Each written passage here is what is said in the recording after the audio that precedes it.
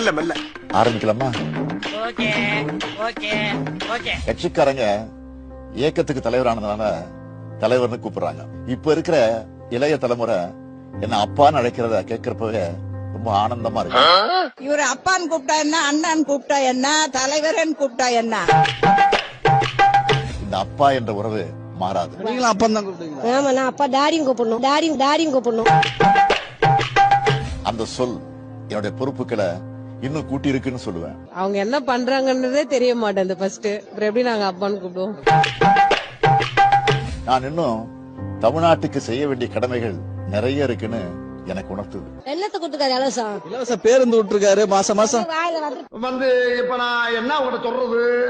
நம்மளோட உரிமையை கேட்கிறதையே அற்ப சிந்தனைன்னு ஒன்றிய அமைச்சர் சொல்றாரு. வருங்காலம் எங்கள் உதயநிதி. அண்ணன் உதயநிதி வாழ்க்கை வாழ்க்கை வாழ்க்கை. கூட்டணி கட்சிகளின் கருத்துக்களை எப்படி பாக்குறீங்க? கூட்டணி கட்சிகளின் கருத்துக்களை நான் ஆலோசனையா தான் பாக்குறேன், முரண்பாடா நினைக்கிறது இல்ல.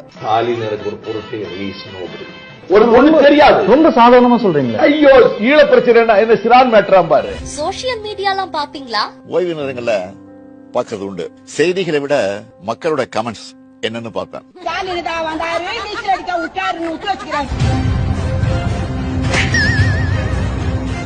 வெளி மாவட்ட பயணங்களுக்கு